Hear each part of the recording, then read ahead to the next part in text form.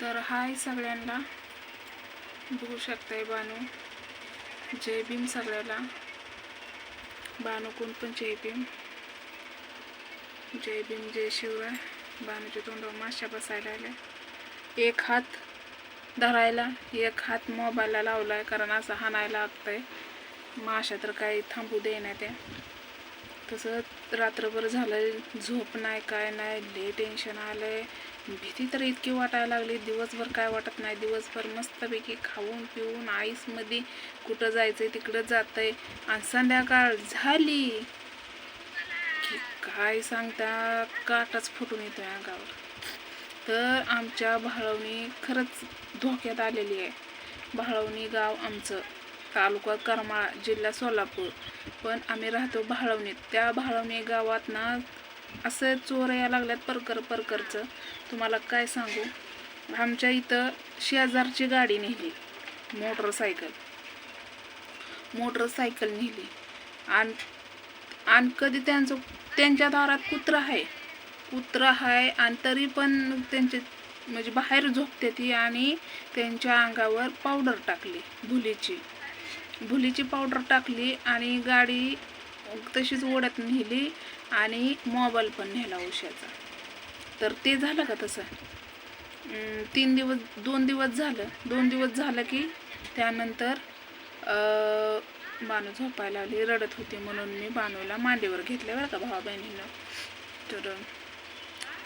तर चोरी ती एक झाली. आणि नंतर गावात चोरी झाली. माळावरती म्हणजे 10 जण गाड्या आल्या.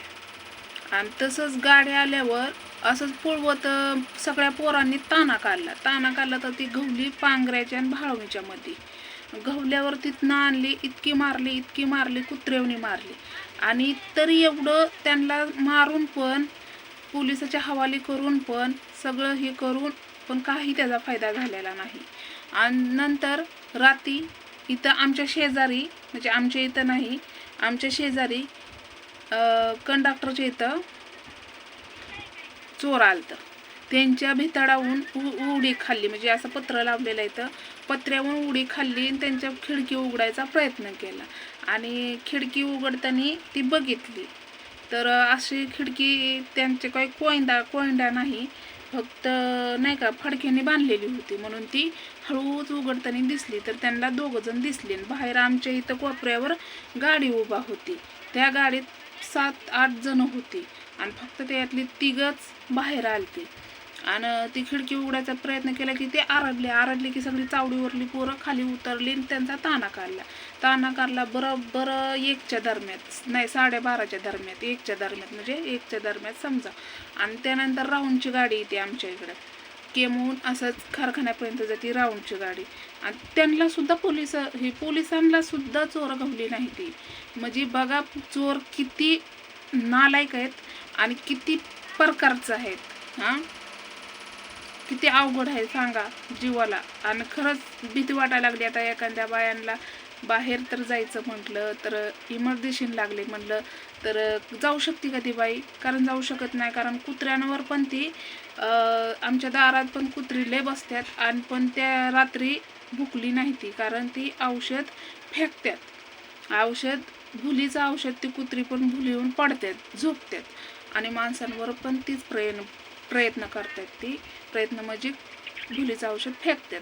मग आपण सगळे झोपते. आता माझा वडील झोपतो बाहेर. मला इतकी भीती वाटते कारण वडिलाला माझ्या सहन होत नाही. 5-5 मिनिटाला बाहेरला जावंच लागतंय त्यांना.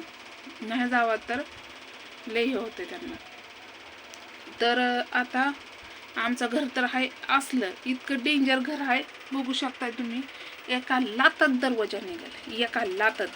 पण आमचं घर बाहेरनं बघूनच ती म्हणत असताना इथं भिकारी दिसते ती, म्हणून येत नसतेली कदाचित. पण देव करो कुणाच्या इथं असं नका करो बाळांनो, भावांनो.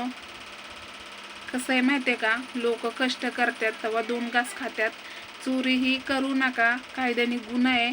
असं काही करू नका की त्याने तुमच्या जीवाला धोका ना आमच्या बी जीवाला धोका कशाला निर्माण करताय हो, सांगा बरं. नका असं काय करू. कारण खरंच लय भीती वाटायला लागली.